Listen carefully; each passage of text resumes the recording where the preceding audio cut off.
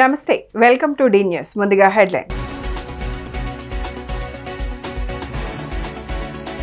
AP రాజధాని నిర్మాణం కోసం మొత్తం 81,317 కోట్ల మేర పనులను సిఆర్డీఏ ప్రతిపాదించిందని తెలిపిన సీఎం చంద్రబాబు.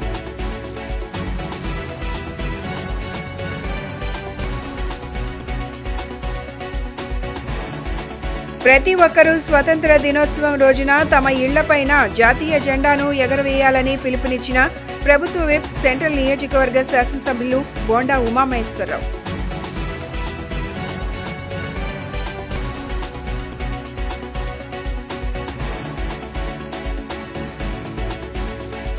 ఎన్టీఆర్ జిల్లా పోలీస్ కమిషనరేట్ పరిధిలో చోరీకి గురైన మొబైల్ ఫోన్లు రికవరీ.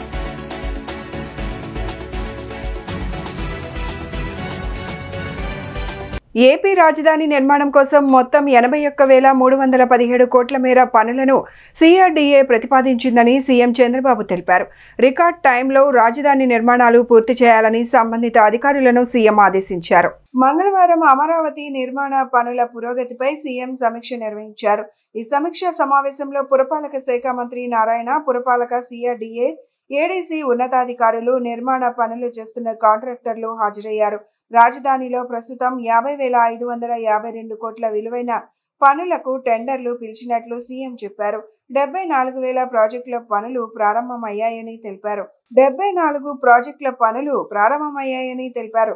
హౌసింగ్, ఇతర భవనాల నిర్మాణాలు, ఎల్పీఎస్ మౌలిక సదుపాయాలతో పాటు రోడ్లు, డక్టర్లు, వరద నియంత్రణ పనులు కూడా చేపట్టినట్లు వెల్లడించారు. రికార్డ్ టైంలో రాజధాని నిర్మాణాలు పూర్తి చేయాలని సంబంధిత అధికారులను సీఎం ఆదేశించారు.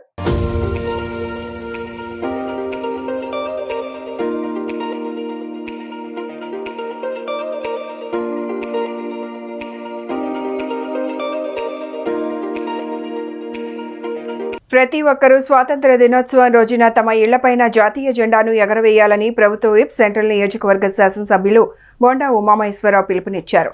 స్వాతంత్ర్యం కోసం అసువులు బారిన స్వతంత్ర సమరయోధులను గుర్తు చేసుకోవడం ప్రతి ఒక్కరి బాధ్యత అని ఆయన వెల్లడించారు.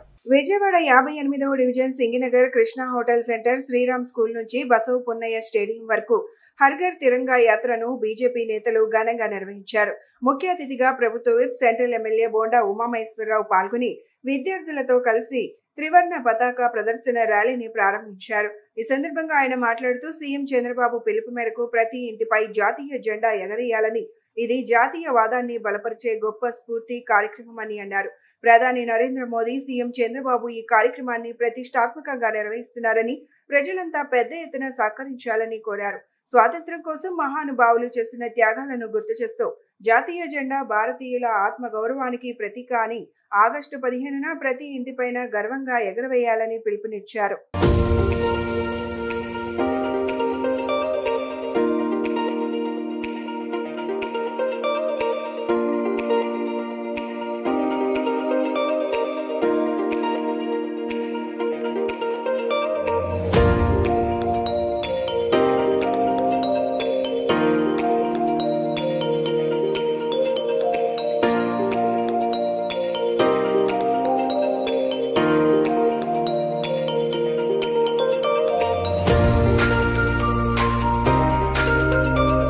గౌరవ ముఖ్యమంత్రి చంద్రబాబు నాయుడు గారి పిలుపు మేరకు హర్ఘర్ తిరంగా అని ప్రతి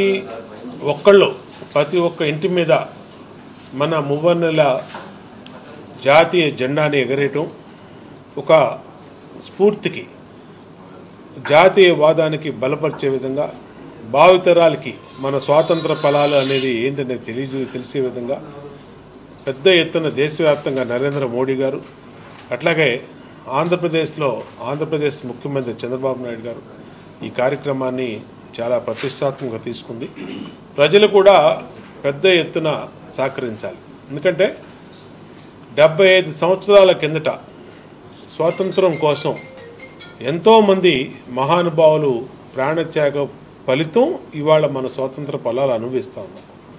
ఈ 75 సంవత్సరాల్లో ఎప్పటికప్పుడు దేశం అభివృద్ధిగా, బలంగా, పటిష్టంగా ముందుకెళ్తున్నటువంటి తరుణంలో జాతీయతకి స్ఫూర్తినిచ్చే జాతీయ జెండాని మనం అందరం పట్టుకోవటం, మనం అందరం కూడా దాన్ని పెద్ద ఎత్తున ప్రదర్శించడం అనేది మనందరి బాధ్యత.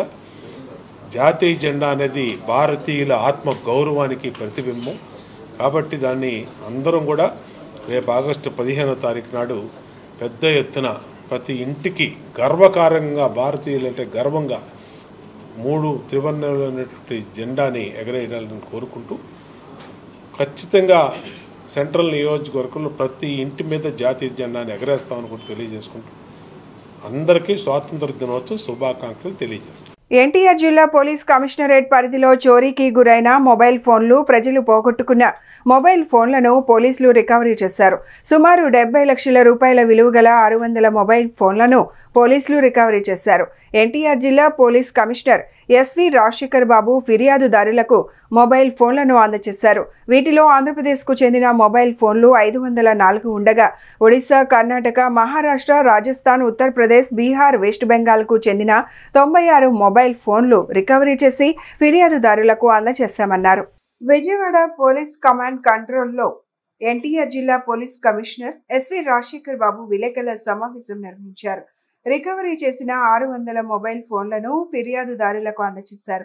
అనంతరం కమిషనర్ మీడియాతో మాట్లాడుతూ ప్రజల వద్ద చోరీకి గురైన లేదా వారు పోగొట్టుకున్న మొబైల్ ఫోన్లను central equipment identity register portal ద్వారా రికవరీ చేయడం జరుగుతోందన్నారు. సదరు ఫిర్యాదును టెలికాం సర్వీసెస్ ప్రొవైడర్ వారు పరిశీలించి మొబైల్ యొక్క IMEI నెంబర్లను బ్లాక్ చేసి దానిని ప్రస్తుతం ఎవరు వాడుతున్నారో వారి యొక్క వివరాలను పోలీస్ వారికి తెలియజేస్తారన్నారు. అలా తెలుసుకున్న మొబైల్ ఫోన్లను పోలీస్ వారు రికవరీ చేసి IMEI నెంబర్ను తిరిగి అన్బ్లాక్ చేసి ఫిర్యాదుకి ఇస్తున్నామన్నారు. ఇప్పటి వరకు 4 విడతలుగా రికవరీ చేసి ఇవ్వడం జరిగిందని, నేడు 600 మొబైల్ ఫోన్లను ఫిర్యాదుదారులకు ఇవ్వడం జరిగిందన్నారు. రికవరీ చేసిన మొత్తం మొబైల్ ఫోన్లను వాటి విలువ సుమారు 70 లక్షలు ఉంటుందని, ఇప్పటి వరకు మొత్తం 2500 మొబైల్ ఫోన్లను రికవరీ చేశామన్నారు. ప్రజలు CEIR సేవలను వినియోగించుకొని పోగొట్టుకున్న తమ మొబైల్ ఫోన్లను తిరిగి పొందాలని సూచించారు. ఈరోజు ఎన్టీఆర్ జిల్లా పోలీస్ కమిషనరేట్ పరిధిలో దాదాపు 600 మొబైల్ ఫోన్స్ మనం రికవర్ చేసి పోగొట్టుకున్న వారికి ఇచ్చే కార్యక్రమాన్ని ఈరోజు మనము చేస్తున్నాము. ఇందులో ముఖ్యంగా ఈ 600 ఫోన్స్లో ఆంధ్రప్రదేశ్కి సంబంధించిన 504 ఫోన్స్, ఒరిస్సాకు సంబంధించిన 20 ఫోన్స్, కర్ణాటక సంబంధించిన 18 ఫోన్స్, మహారాష్ట్ర 16, రాజస్థాన్ 13, ఉత్తరప్రదేశ్ 12, బీహార్ 10, వెస్ట్ బెంగాల్ 7, మొత్తం 600 ఫోన్స్ని ఈరోజు రికవర్ చేశాం. ఆంధ్రప్రదేశ్లో ఉన్న రికవర్ చేసిన 504 ఫోన్స్లో ఎన్టీఆర్ కమిషనరేట్కి సంబంధించిన 316 ఫోన్లు, కృష్ణాకు సంబంధించిన 25 ఫోన్స్ కూడా మనము ఈరోజు రికవర్ చేయడం జరిగింది. ఏదైతే ఈ ప్రెస్ నోట్ ఉందో ఇది మీడియా మిత్రులకి ఇవ్వడం జరుగుతుంది. ముఖ్యంగా ఎన్టీఆర్ జిల్లా పోలీస్ కమిషనరేట్లో మీరు చూస్తే ప్రాపర్టీ క్రైమ్ మీద ఒక వినూత్నంగా ముందుకు పోతున్నాము. ఈ రికవరీ దీని మీద ఎక్కువ ఫోకస్ పెట్టినాము. ఇప్పటి వరకు ప్రాపర్టీ అఫెన్సెస్ని ప్రివెంట్ చేయడం అనేది ఒక ఎత్తు అయితే, వాటిని డిటెక్ట్ చేయడం మరొక ఎత్తుగా ముందుకు పోతున్నాం. ముఖ్యంగా ఒక 20 నుంచి 25% క్రైమ్స్ తగ్గించగలిగాం. సో మీకు అందరికి తెలుసు, ఎన్టీఆర్ జిల్లా పోలీస్ కమిషనరేట్ సురక్ష అనే ప్రోగ్రాం ద్వారా కొన్ని వేల సీసీ కెమెరాలని ఈరోజు అరేంజ్ చేసుకుంటూ ముందుకు పోతున్నాం. లాస్ట్ టైం మీకు అందరికీ నేను మీడియా మిత్రులను కలిసినప్పుడు డివైన్ సురక్ష అనే ప్రోగ్రామ్ని పోలీస్ శాఖ తీసుకుంటా ఉంది. ఈ డివైన్ సురక్షలో భాగంగా అన్ని దేవాలయాలు, మసీదులు, చర్చిల్లో కూడా కెమెరాలు పెట్టడం జరుగుతుందని చెప్పేసి సాంఘిక సంక్షేమ శాఖలో వినూత్న మార్పులు తెస్తున్నామని మంత్రి డోలా వీరాంజనేయ స్వామి పేర్కొన్నారు. పిల్లలకు వసతి, చదువు పట్ల ముఖ్యమంత్రి చంద్రబాబు ప్రత్యేక శ్రద్ధ చూపిస్తున్నారని తెలిపారు.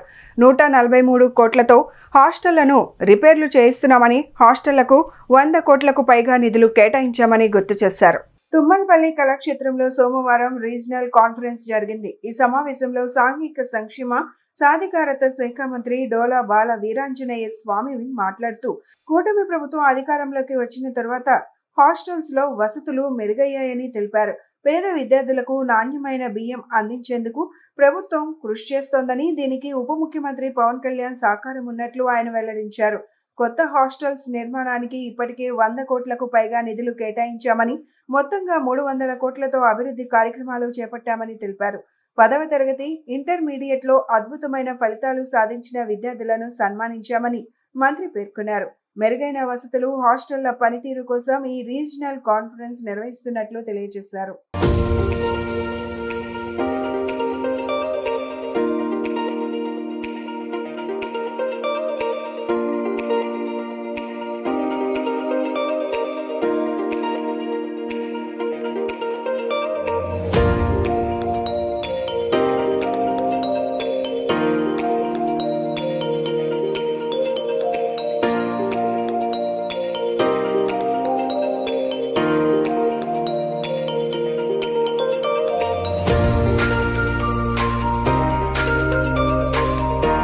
ప్రజాస్వామ్య విలువలు మేము గౌరవిస్తున్నాం కాబట్టి మాజీ ముఖ్యమంత్రి రోడ్ల మీద తిరుగుతున్నారు.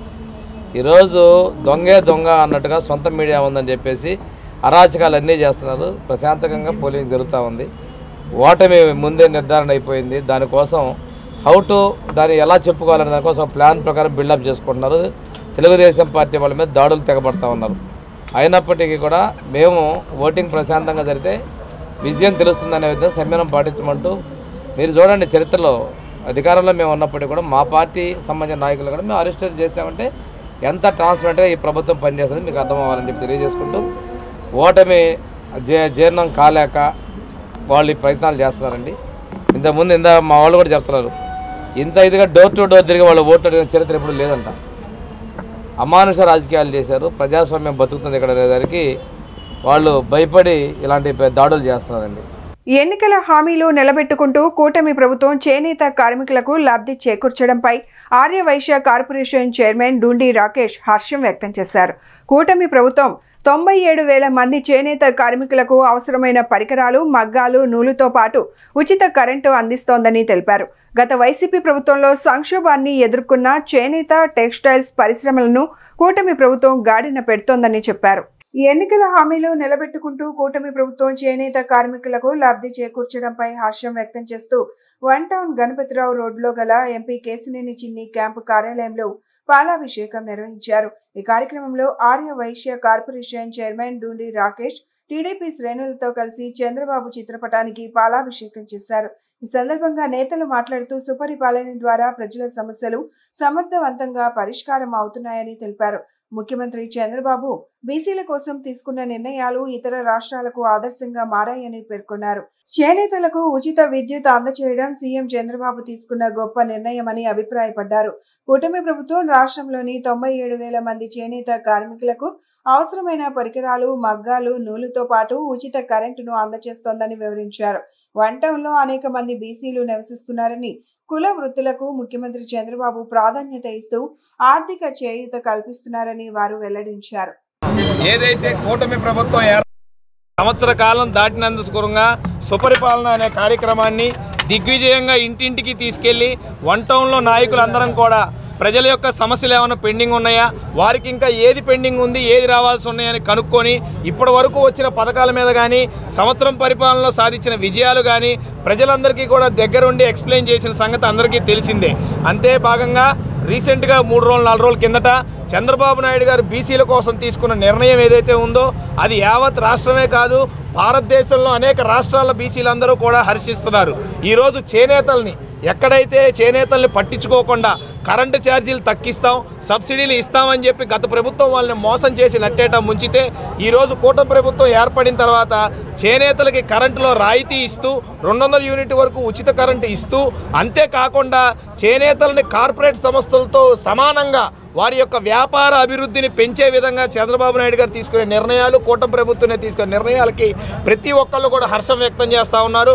ఈరోజు 1 టౌన్ పశ్చిమ నియోజకవర్గంలో కేశినేని శివనాథ్ చిన్ని గారు ఎంపీ గారి ఆశీస్సులతో మరి ఇక్కడ పాలాభిషేకం ఏర్పాటు చేయడం జరిగింది 1 టౌన్లో. ఎందుకంటే ఇక్కడ ఉండేది అందరూ కూడా బీసీ వర్గాలు కనుక ఇవాళ ముఖ్య ఉద్దేశం ఏంటంటే ఈ పాలాభిషేకానికి మరి చేనేత కార్మికుల్ని ఒక ఉన్నతమైన స్థానంలో తీసుకురావాలి. ఫీఫోర్లో మరి ఒక ఉన్నతంగా వాళ్ళని ఎదగనివ్వాలి. బీసీలందరినీ కూడా అందరితో కూడా పోటీ పడాలి ఆర్థికంగా అనే ఉద్దేశంతో మరి కరెంటు బిల్లు తగ్గించే కార్యక్రమంలో 200 యూనిట్లు ఫ్రీగా ఉచితంగా కూడా మరి ఇవ్వటం జరుగుతూ ఉంది. అంతేకాకుండా ఇవాళ సూపర్ 6 అమలు కావట్లేదని కొంతమంది అంటూ ఉన్నారు. అది సూపర్ 6 అమలు అవుతుందని ఛాలెంజ్ చేస్తూ ఉన్నాం. ఎప్పుడైతే చంద్రబాబు నాయుడు గారు అనౌన్స్ చేశారో ఆ రోజే మన విజయం ఖాయమైంది. అలాంటి సూపర్ 6 ఇప్పటిదాకా మొత్తం కంప్లీట్గా చంద్రబాబు నాయుడు గారు ఇస్తూనే వచ్చారు. రేపు ఆగస్టు 15న బస్సులు కూడా మన ఆడవాళ్ళకి అందరికీ మన మహిళలందరికీ ఫ్రీగా ఇస్తున్నారు. దానికి మన లక్ష్మీదేవి మన ఇంట్లో లక్ష్మీదేవి ఎంత నవ్వుతూ ఉంటుందో అలా ఆంధ్రప్రదేశ్లో బస్సు వలన ఆడవాళ్ళందరూ నవ్వుతూ ఉంటే ఆంధ్రప్రదేశ్ లక్ష్మీదేవి కలకలాడుతూ ఉంటుంది. అది మా చంద్రబాబు నాయుడు గొప్పతనం, నాయకత్వం. మేము చంద్రబాబు నాయకత్వంలో పనిచేస్తూ ఉన్నాం. థ్యాంక్ యూ అండి. ఇంద్రకీలాద్రిపై కొలువై ఉన్న శ్రీ అమ్మవారి ఆలయంలో సంకటహార చతుర్థిని పురస్కరించుకొని ప్రత్యేక పూజలు నిర్వహించారు. ఆలయ కార్యనిర్వహణాధికారి సీనా నాయక్ స్వయంగా పూజల్లో పాల్గొన్నారు. ప్రతి తెలుగు మాసంలో వచ్చే సంకటహార చతుర్థి రోజున అమ్మవారికి ప్రత్యేక పూజలు నిర్వహించడం ఆనవాయితీగా వస్తోంది. విఘ్నేశ్వరునికి ప్రత్యేక పూజలు, అభిషేకాలు, గణపతి హోమం అత్యంత వైభవంగా నిర్వహించారు. పూజా సామాగ్రితో ఆరాధనలు చేసి స్వామివారికి ఇష్టమైన నైవేద్యాలను సమర్పించారు. దేవస్థానం స్థానాచార్యులు, వైదిక కమిటీ సభ్యులు ఈ పూజా కార్యక్రమాలను ఆగమ శాస్త్రాలకు అనుగుణంగా నిర్వహించారు.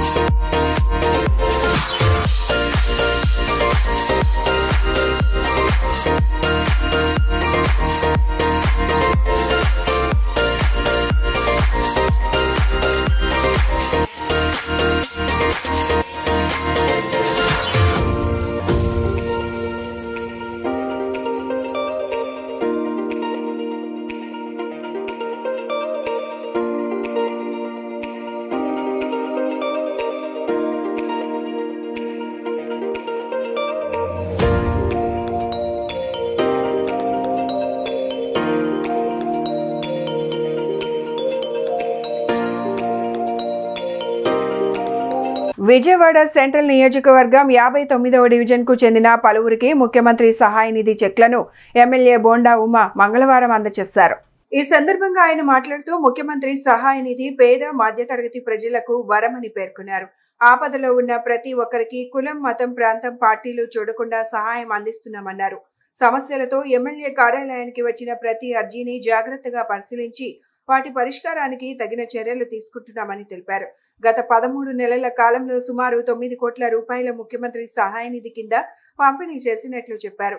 అలాగే 2014-19 మధ్య 5 ఏళ్లలో 35 కోట్ల రూపాయలు అందజేసిన విషయాన్ని గుర్తు చేశారు. ఈరోజు ప్రతి నిత్యం ప్రతి రోజు కూడా సెంట్రల్ నియోజకవర్గ ప్రజలకి సమస్యల్లో ఉండి ఎమ్మెల్యే కార్యాలయానికి వచ్చి మా కార్యాలయంలో అప్లై చేసుకున్నటువంటి ప్రతి ఒక్కరికి కూడా ముఖ్యమంత్రి సహాయ నిధి అందజేయటం జరుగుతుంది.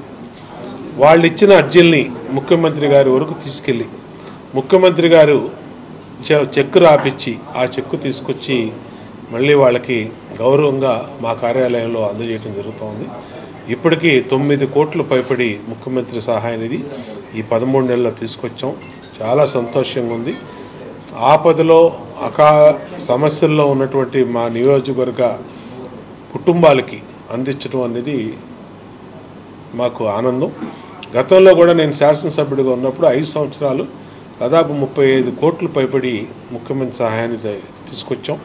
ఈ మొదటి 13 నెలల్లోనే 9 కోట్లు పైబడి ముఖ్యమంత్రి సహాయాన్ని అందించడం సంతోషంగా ఉంది. ఇవాళ 59వ డివిజన్లో మాజీ కార్పొరేటర్ మా సోదరి జగదాంబ, అలాగే మాజీ కార్పొరేటర్ మా సోదరి శ్రావణి, ఇంకా మా డివిజన్ పార్టీ నాయకులు, మా క్లస్టర్ ఇన్ఛార్జీలు, మా మహిళా నాయకులు సుల్తానా కానీ, రజనీ కానీ, అమర్నాథ్ గౌడ్ కానీ, సోమేశ్వరరావు కానీ, దుర్గారావు కానీ అందరి ఆధ్వర్యంలో ఇవ్వటం సంతోషంగా ఉంది. భవిష్యత్తులో కూడా ఈ సేవల్ని కొనసాగిస్తూ నిరంతరం కూడా ప్రజలకు అందుబాటులో అండగా ఉంటామని తెలియజేస్తాం. ఎస్సీ వర్గీకరణ పేరుతో దళితుల ఐక్యత విచ్ఛిన్నం చేసేందుకు మోడీ అతిపెద్ద రాజకీయ కుట్ర చేస్తున్నారని మాల మహానాడు అండ్ రాక్స్ నేషనల్ ప్రెసిడెంట్ ఆర్ఎస్ రత్నాకర్ ఆరోపించారు. దేశ చరిత్రలోనే ఇది అతిపెద్ద కుట్రగా అభివర్ణించారు. వర్గీకరణకు కాంగ్రెస్ పార్టీ బీజం వేస్తే బీజేపీ దేశవ్యాప్తంగా అమలు చేయాలని చూస్తుందని స్పష్టం చేశారు. ఎస్సీ వర్గీకరణకు తాము పూర్తిగా వ్యతిరేకులమని, కేంద్ర రాష్ట్ర ప్రభుత్వాలు విరమించే వరకు పోరాటాలు చేస్తామన్నారు. ఎస్సీ వర్గీకరణకు వ్యతిరేకంగా మాల మహానాడు అండ్ రాక్స్ నేషనల్ అధ్యక్షుడు ఆర్ఎస్ రత్నాకర్ ఆధ్వర్యంలో మీడియా సమావేశం జరిగింది. గాంధీనగర్ ప్రెస్ క్లబ్ లో జరిగిన ఈ సమావేశంలో రత్నాకర్ మాట్లాడుతూ దళితుల ఐక్యతను దెబ్బతీసే విధంగా కేంద్ర రాష్ట్ర ప్రభుత్వాలు వ్యవహరిస్తున్నాయన్నారు. కాంగ్రెస్ పార్టీ ఈ విధానానికి బీజం వేస్తే బీజేపీ దేశవ్యాప్తంగా వర్గీకరణ అమలు చేయాలని చూస్తుందన్నారు.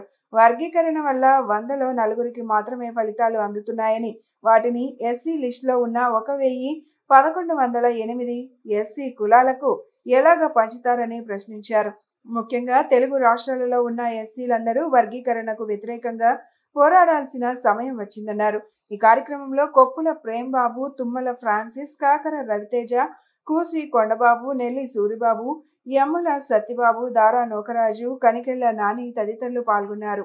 మిత్రులారా, మరి రాష్ట్ర రాజధాని ప్రాంతంగా దేశవ్యాప్తంగా ఎస్సీ వర్గీకరణకు వ్యతిరేకంగా ఉద్యమం జరగబోతుంది కాబట్టి మరి విజయవాడ ప్రెస్ క్లబ్ సోదరులందరికీ, బంధువులకి, మిత్రులందరికీ కూడా పేరు పేరున మరి నేను మిమ్మల్ని అందరినీ రిక్వెస్ట్ చేసేది ఏంటంటే, ఇక్కడి నుంచి రెగ్యులర్గా మన రాజధానిలో దాదాపుగా 100 ప్రెస్ మీట్స్ ఇంటర్వల్గా గ్యాప్ ఇచ్చి జరుగుతాయని చెప్పేసి సందర్భంగా మీకు తెలియజేస్తా ఉన్నాను. మరి మిత్రులందరూ కూడా నాకు కోఆపరేట్ చేయాలి. ఇదొక పెద్ద సామాజిక మరి సమస్య కాబట్టి, సబ్సే బడా biggest conspiracy in Indian historical politics కాబట్టి మీరందరూ కోఆపరేట్ చేయాలని చెప్పేసి మీకు అందరికీ విజ్ఞప్తి చేస్తూ ఉన్నాను. ఇంకొకటి ఏంటంటే, నేను because I'm at the ground level, మన గోదావరి జిల్లాలో ఉంటాను. I belong to Konaseema area. చాలా జిల్లాలు, ప్రతి గ్రామానికి కూడా తిరిగి వాళ్ళందరినీ అవేర్ చేసి దరిదాపుగా ఒక 10 లక్షల మందిని ఇంతవరకు అసలు ఎస్సీ వర్గీకరణ అంటే ఏంటి, రిజర్వేషన్ అంటే ఏంటి, అసలు హిస్టారికల్గా ఏం జరుగుతుంది, రాజకీయ పార్టీలు మన పట్ల ఎలా బిహేవ్ చేస్తూ ఉన్నాయి, ఏ కుట్ర చేస్తూ ఉన్నాయి అనేటటువంటి విషయాన్ని గత 9 నెలలుగా వారందరికీ కూడా గ్రౌండ్ లెవెల్లో వివరించి, మరి రాజధానిలో ఇటువంటి సంఘటన ఒకటి జరగబోతుంది, ఒక మహా సంగ్రామానికి డెమోక్రటిక్ వే ఆఫ్ ప్రొటెస్ట్ జరగబోతుందని చెప్పేసి తెలియజేయడం కోసమే ఎన్నో ప్రెస్ మీట్స్ కండక్ట్ చేసిన తర్వాత విజయవాడకు రావడం జరిగింది. మిత్రులారా, ఇక్కడి నుంచి నేను రెగ్యులర్గా వస్తాను. నేను I'm not a newcomer, రెగ్యులర్గా ఉన్నటువంటి వ్యక్తినే. మీరు కూడా నేను చాలాసార్లు వచ్చి ఇక్కడ ప్రెస్ మీట్లు పెడతాం జరిగింది. అయితే ఈ ప్రెస్ మీట్ ఎంటైర్లీ డిఫరెంట్ కాబట్టి మిమ్మల్ని అందరినీ కూడా కోరుకునేది ఒకటే, దయచేసి కోఆపరేట్ చేయండి. What ever we can do from our side. మీరు కూడా కోఆపరేట్ చేయండి.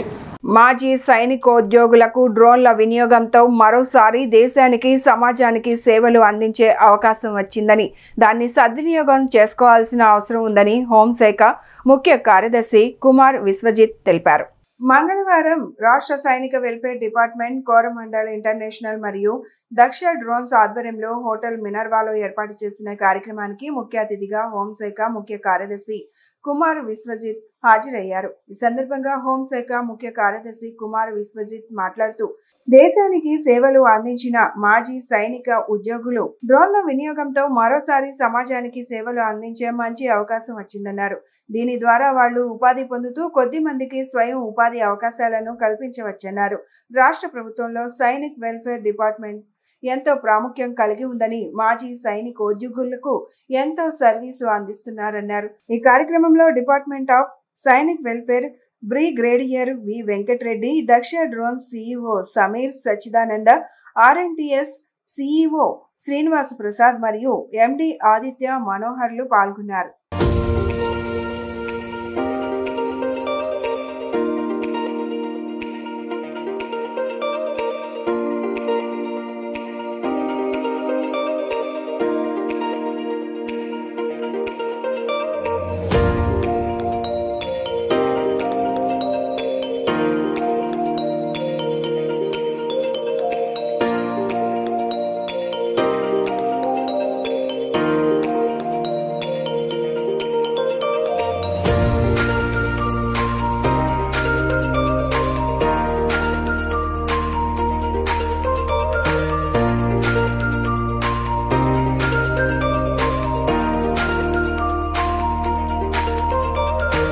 The Sainik welfare is one of the most important part of the government, especially any government, and in AP also we have where we try to do whatever possible to the ex-servicemen, because all of us, we all know how the servicemen in a young age they come back to the society where they don't have the much of the money or livelihood things apart from little bit of pension or something. So there is a need to do some more work, more opportunity to be given to all the ex-servicemen. Because of that, now we have been whatever issues are pending for the last 2-3 years, we've been able to push the corporation issue that has already come from the AG's branch to you, sir. Possibly in the next assembly, this will be put up for enacting this draft act. కాకుండా sir మళ్ళీ వచ్చిన తర్వాత initiative తీసుకోగానే రీసెంట్గా మనకు మన డిపార్ట్మెంట్లో 7 ఆఫీసర్స్కు 10 మంది వెల్ఫేర్ ఆర్గనైజర్స్కు ఇది ఆల్రెడీ శాంక్షన్ అయ్యి ఏపీపీఎస్కి వెళ్ళింది. నోటిఫికేషన్ షార్ట్లీ ఇస్తారని న్యూస్ పేపర్స్లో కూడా మనం చూస్తూనే ఉన్నాము. That is one. అండ్ మిగతా చోట్ల డిపార్ట్మెంట్లో 2 సంవత్సరాలు అలా డిలే అవుతున్నా సరే, హోమ్ డిపార్ట్మెంట్లో మన ప్రిన్సిపల్ సెక్రటరీ గారు టేబుల్ మీద ఏదైనా వచ్చిందంటే ఆ రోజు కాకపోతే మరుసటి రోజు ఉదయం 5ంటికైనా క్లియర్ చేస్తూ ఉంటారు. That's why we are thankful for your commitment sir. Then Coromandel International, Mr. Srinivas garu initially came. మీరు వచ్చి చాలా కమిట్మెంట్తో ప్యాషన్తో మాకు ఎక్స్ప్లెయిన్ చేశారు. ఎయిడ్స్, డ్రగ్స్ పట్ల విద్యార్థులు అప్రమత్తంగా ఉండాలని అడ్మిన్ డీసీపీ కేజీవి సరిత తెలిపారు. విద్యార్థులు మాదక ద్రవ్యాలకు దూరంగా ఉండాలని, వాటి బారిన పడితే జీవితం అంధకారం అవుతుందని తెలిపారు. ప్రభుత్వం ఆశించిన స్వర్ణాంధ్ర సాకారం కావాలంటే హెచ్ఐవి, మాదక ద్రవ్యాల పట్ల సంపూర్ణ అవగాహన కలిగి ఉండాలని ఆమె పేర్కొన్నారు. Andhra Pradesh state AIDS control society ఆధ్వర్యంలో ఇంటెన్సిఫైడ్ క్యాంపెయిన్ 2025 ప్రచారాన్ని ప్రారంభించారు. ఈ సందర్భంగా నగరంలో ర్యాలీ నిర్వహించారు. అనంతరం సిద్ధార్థ ఆడిటోరియంలో అవగాహన సదస్సు నిర్వహించారు. సదస్సులో డీసీపీ సరిత మాట్లాడుతూ హెచ్ఐవి డ్రగ్ ఎడిక్షన్ సమాజాన్ని బలహీనపరుస్తాయని అన్నారు. సైన్స్ కి ఎవరూ అతీతులం కాలేమని ఆమె స్పష్టం చేశారు. దీనివల్ల ఆత్మ న్యూనత భావం పెరిగి నైతికంగా బలహీనత పడతారని చెప్పారు. సమాజాన్ని పట్టి పీడిస్తున్న మరో ప్రధాన సమస్య మాదక ద్రవ్యాలన్నారు. ప్రభుత్వం ఈగల్ టీం ఏర్పాటు చేశాక గంజాయి నియంత్రణ చాలా వరకు జరిగిందని, ఇంకా అక్కడక్కడ సంఘటనలు నమోదవుతున్నాయని అన్నారు. లైంగిక సంపర్కం వల్ల సంక్రమించే వ్యాధులు, మాదక ద్రవ్యాల వినియోగం పూర్తిగా తగ్గాలంటే 100% విద్యార్థులకు అవగాహన అవసరమని అభిప్రాయపడ్డారు. విద్యార్థులకు ర్యాంకులు సాధించడం ప్రధానం కాదని, మంచి వ్యక్తిత్వాన్ని పెంపొందించుకోవాల్సిన అవసరం ఉందని ఆమె సూచించారు. ఈ సదస్సులో Andhra Pradesh state AIDS control society project director Neelakantha Reddy, joint director doctor Manjula తదితరులు పాల్గొన్నారు.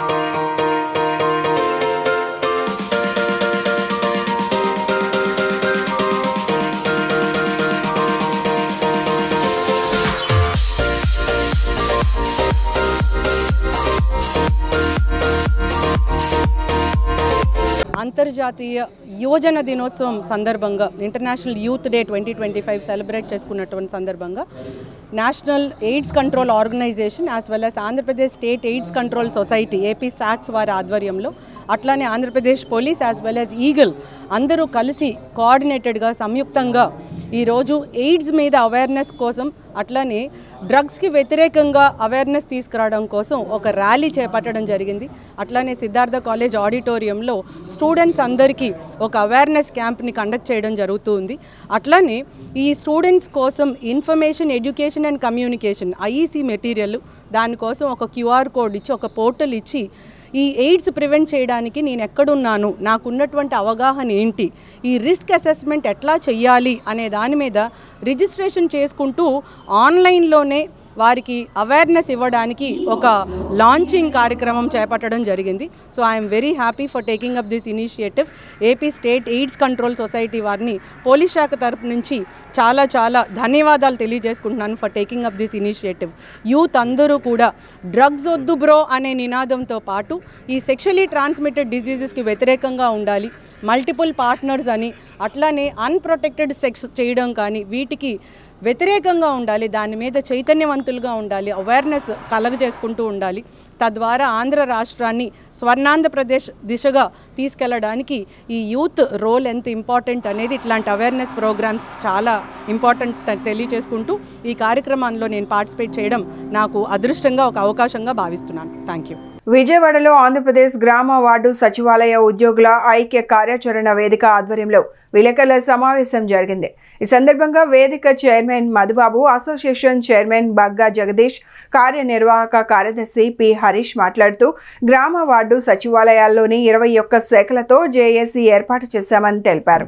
గత 6 సంవత్సరాలుగా ఉద్యోగులు వేరువేరు మార్గాల్లో సమస్యలపై పోరాడినా వాంఛిత ఫలితాలు రాలేదని అన్నారు. రాష్ట్ర వ్యాప్తంగా సుమారు 135,000 మంది ఉద్యోగుల సమస్యల పరిష్కారానికి ఐక్య వేదిక ఏర్పాటైందన్నారు. ముఖ్యంగా ప్రమోషన్లు, బేసిక్ పే, సీనియారిటీ లిస్ట్ లాంటి కీలక అంశాలపై సమిష్టిగా పోరాటం చేయాలని నిర్ణయించుకున్నట్లు వెల్లడించారు. ప్రభుత్వం ప్రతి సర్వేలో సచివాలయ ఉద్యోగులు సహకరిస్తున్నప్పటికీ వ్యక్తిగత మొబైల్ ఫోన్లు వాడటం వల్ల సమస్యలు తలెత్తుతున్నాయని, మొబైల్ సిమ్ కార్డులు, ఇతర సౌకర్యాలు ప్రభుత్వమే అందించాలని కోరారు. ఇప్పటి వరకు అందాల్సిన స్పెషల్ గ్రేడ్ ఇంక్రిమెంట్లు ఇవ్వలేదని, మల్టిపుల్ ప్రాసెస్ వర్క్ తగ్గించాలని సూచించారు. గతంలో ఉన్న వాలంటీర్లు ఇప్పుడు లేనందున పనిభారం పెరిగిందని, కనీస అవసరమైన ఎలక్ట్రానిక్, టెక్నికల్ పరికరాలు కూడా ప్రభుత్వం అందించకపోవడం వల్ల ఉద్యోగులు ఇబ్బందులు పడుతున్నారని వాపోయారు. P4 సర్వే విషయమై ఉద్యోగులపై అనవసరంగా ఒత్తిడి తెస్తున్నారని, టార్గెట్లు నెరవేర్చని వారిపై మెమోలు జారీ చేస్తున్నారని చెప్పారు. ఈ వ్యవహారంలో ప్రభుత్వం జోక్యం చేసుకోవాలని కోరారు. ఇతర శాఖల ఉద్యోగుల మాదిరిగా తామని జాయింట్ స్టాఫ్ కౌన్సిల్లో చేర్చాలని, తమ సమస్యలను వినిపించేందుకు అవకాశం కల్పించాలని వేదిక డిమాండ్ చేసింది. మొదట వినతి పత్రాల ద్వారా సమస్యలను ప్రభుత్వం దృష్టికి తీసుకెళ్లి స్పందించని పక్షంలో దశల వారీగా ఆందోళనలు చేపట్టనున్నట్లు మధుబాబు వెల్లడించారు. ఈ సమావేశంలో ఐక్య వేదిక treasurer G Surendra, publicity secretary Pulibandla Narasimha Rao తదితరులు పాల్గొన్నారు. ఈరోజు ఈ గ్రామ వార్డు సచివాలయ ఎంప్లాయీస్ అందరూ కలిపి 21 డిపార్ట్మెంట్లు యూనియన్ తరఫున ఈరోజు 21 డిపార్ట్మెంట్ యూనియన్స్తో ముందుకు రావడం జరిగింది. జేఏసీ ఒక ఫార్మేషన్ చేయడం జరిగింది. ఎందుకు ఈ జేఏసీ ఫార్మేషన్ చేస్తున్నామంటే గత 6 సంవత్సరాలుగా గ్రామ వార్డు సచివాలయ ఎంప్లాయీస్ చాలా ఇబ్బందులు గురై ఉన్నారు. వర్క్ ప్రాసెస్లో కానీ, జాబ్ చార్ట్ విషయంలో కానీ, ప్రమోషన్ ఛానల్, బేసిక్ పే మొదలగు వాటిపైన ఎవరి ఇండివిజువల్ యూనియన్స్తో వారు వెళ్ళడం జరిగింది. ఎవరి ఇండివిజువల్ యూనియన్స్తో వారు వెళ్ళడం జరిగినప్పుడు అనుకున్న స్థాయిలో మేము సఫలీకృతం అవ్వలేదు.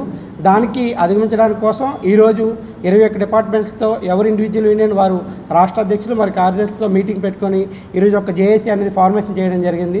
ఈ జేఏసీ యొక్క ముఖ్య ఉద్దేశం ఏంటంటే రేపటి నుంచి 130,000 మంది గ్రామ వార్డు సచివాలయ ఎంప్లాయీస్ కోసం నిరంతరం కృషి చేయడానికి ముందుకు రావడం జరిగింది.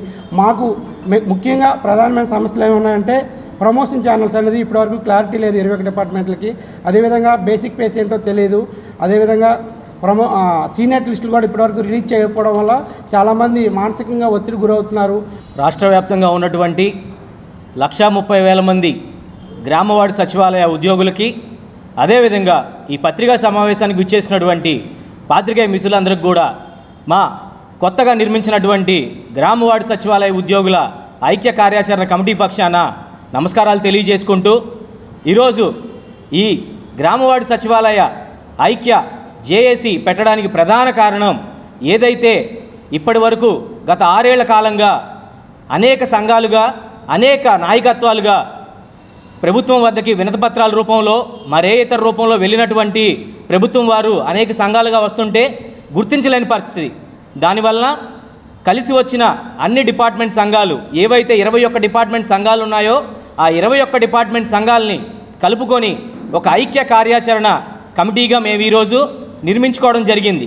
కూటమి ప్రభుత్వం అధికారంలోకి వచ్చి 14 నెలలు గడిచినా కొత్త పెన్షన్ ఒక్కటి కూడా ఇవ్వలేదని సిపిఎం పశ్చిమ కార్యదర్శి బోయ సత్యబాబు ఆరోపించారు. పెన్షన్ తీసుకున్న వ్యక్తి చనిపోతే వారి భార్యకు ఇస్తామని, అంతే తప్ప కొత్తగా ఇవ్వడం సాధ్యం కాదని అధికారులు చెప్పడం సరికాదని మండిపడ్డారు. పశ్చిమ నియోజకవర్గంలోని మోటూరు శ్రామిక భవనంలో ఏర్పాటు చేసిన విలేకరుల సమావేశంలో సత్యబాబు మాట్లాడుతూ, గత జగన్ ప్రభుత్వంలో కాంట్రాక్ట్ కార్మికులకు పెన్షన్లు తొలగిస్తే తమ ప్రభుత్వం అధికారంలోకి వస్తే పెన్షన్లు ఇస్తామని చెప్పి చంద్రబాబు మోసం చేశారని మండిపడ్డారు. పేరుకు సంక్షేమ ప్రభుత్వం అని చెప్పి సంక్షోభం ప్రభుత్వంగా మార్చారని ఎద్దేవా చేశారు. నూతన పెన్షన్లు అర్హులైన వారికి ఇవ్వకపోతే ఆందోళన చేపడతామని ఆయన హెచ్చరించారు. కూటమి ప్రభుత్వం 14 నెలలు అవుతుంది అధికారంకి వచ్చి. చంద్రబాబు నాయుడు గారు ప్రతి నెల 1వ తేదీన పెన్షన్లు ఇస్తున్నట్టు ప్రచార ఆర్భాటం చేస్తున్నారు. కానీ ఇప్పుడు వరకు 14 నెలల కాలంలో చూస్తే కొత్త పెన్షన్ ఒక్కటి కూడా ఇవ్వలేదండి.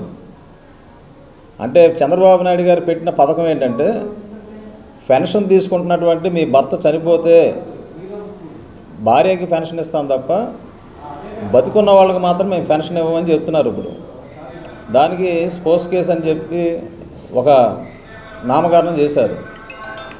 ఈ 14 నెలల కాలంలో ఇక్కడ కూర్చున్నటువంటి 67 సంవత్సరాల వృద్ధులు ఉన్నారు. అలాగే గత 2 సంవత్సరాల నుంచి వికలాంగుల పెన్షన్ రాకుండా ఉన్నవాళ్ళు ఉన్నారు. గత జగన్మోహన్ రెడ్డి ప్రభుత్వంలో మరి కాంట్రాక్ట్ కార్మికులకి పెన్షన్లు రద్దు చేస్తే మా ప్రభుత్వం వస్తే వాళ్ళందరికీ న్యాయం చేస్తామని చెప్పారు. అటువంటి కార్మికులకు కూడా ఆ కుటుంబాలకు కూడా వృద్ధా పెన్షన్లు కానీ వికలాంగుల పెన్షన్లు కానీ ఓఏపీ పెన్షన్లు కానీ ఏది కూడా ఇవ్వకుండా మోసం చేస్తుంది ప్రభుత్వం.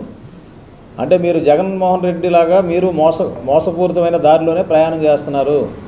పేరుకి సంక్షేమం రాజ్యం అని చెప్పి ప్రచార ఆర్భాటం చేస్తున్నారు తప్ప ఆచరణలో చూస్తే అది సంక్షేమం కాదు, సంక్షోభంగా మారుతుంది. అంటే ఈరోజు పేదరికాన్ని నిర్మూలిస్తాను, పేదల్ని పైకి తీసుకొస్తానని చెప్పినటువంటి చంద్రబాబు నాయుడు గారు మరి వృద్ధాప్యంలో ఉన్నటువంటి పేదలు, వితంతువులకి, వికలాంగులకి పెన్షన్లు ఇవ్వకుండా 14 నెలల పాటు వాళ్ళని కడుపు మారుస్తూ మీరు ఏ రకంగా పేదరికాన్ని రూపుమాపుతారు, పేదరికం లేకుండా చేస్తారనేది ఈరోజు మేము ప్రశ్నిస్తున్నాం. బులెటిన్ ముగించే ముందు హెడ్లైన్స్ మరొకసారి.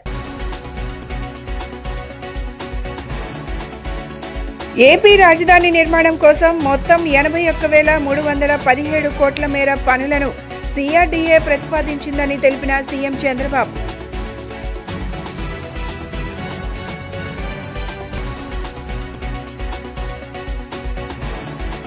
ప్రతి ఒక్కరూ స్వతంత్ర దినోత్సవం రోజున తమ ఇళ్లపైన జాతీయ జెండాను ఎగరవేయాలని పిలుపునిచ్చిన ప్రభుత్వ విప్ సెంట్రల్ నియోజకవర్గ శాసనసభ్యులు బోండా ఉమామహేశ్వరరావు.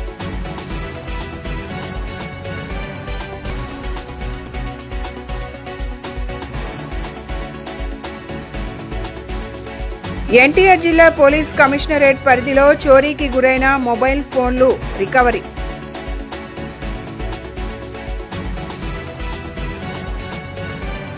ఇవి ఈనాటి బులెటిన్ అప్డేట్స్. మరొక బులెటిన్లో మళ్ళీ కలుసుకుందాం. నమస్కారం.